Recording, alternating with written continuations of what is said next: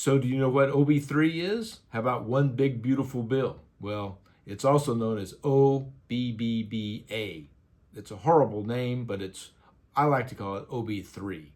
And July 4th, 2025, it passed. Congress passed it, Trump signed it, and it did a lot of things that will really reshape Americans' economy. Some of the things that it accomplished. Number one, it made permanent the tax rate structure from the Tax Cut and Job Act, which was before the Secure Act 2, Secure Act, there was the TCJA, and that was the Trump Tax Cut and Job Act. That changed the tax rates, and they were going to revert back after 8 or 10 years. And what the OB3 did is it made those permanent. Now, they were not an additional tax deduction or a reduction. It was an extension of the TCJA. So it prevented the tax rates from going up. Otherwise, starting this year, we would have had a significant higher tax rate. Okay, that's number one. Number two, the OB3 removed taxes on tips and overtime. And in the news today, you'll see a lot of stories about people getting much larger refunds. Now, that's meaningful tax reduction for some working people. Now, you're able to deduct the interest on U.S.-made cars. And it ended the EV mandate, which was the EV credit. That's over. So we were getting $7,500 if you bought a U.S.-made electric car or an electric car, period.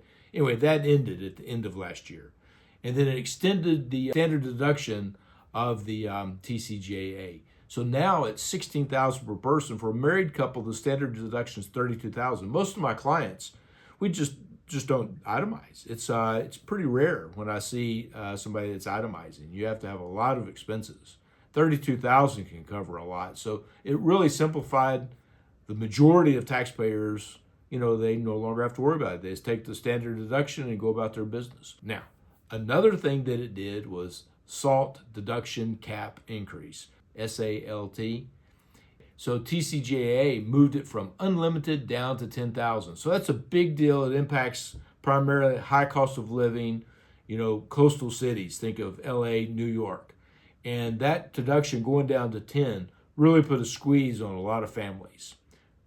Typically high income squeeze, but still a squeeze. So to get this Act OB3 passed, there was a trade-off, back behind the scenes trading. So it started off with the SALT deduction came back, and they quadrupled it from 10 to 40,000. So that was enough to satisfy enough movement for the bill to get the OB3 signed into action. In addition, the estate tax was made permanent. The estate tax, you work, you pay taxes, and then the company, if you make investments, they send you dividends, you get taxed on it then. And then you work and you save. If you have enough money, or maybe on a farm or a ranch, then when you pass away, the government more or less takes 55% of anything above a certain amount, right? So that's what the estate tax is. And those numbers have ranged over the decades from 0 to 640,000 to $1 million to 15 million, and you can double it for the spouses. So they're all over the place, and the whims of politics means that it will continue to change. However, with OB3, it's now in the law that estate tax has been made permanent. It can be changed, but it'll be harder to change. So all in all, it should speed up the economy. No tax on tips, no tax on overtime. This is moving things from an economic perspective.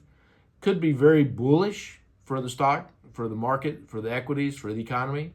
We'll see. There's, as you know, always conflicting factors, but in the big picture, OB3 has an opportunity to make taxes lower for everybody. So if you have any questions about the OB3, if you would like to discuss anything, feel free to give me a call. Head to the website. We can schedule some time to talk. Leave a message in the comments. Thank you.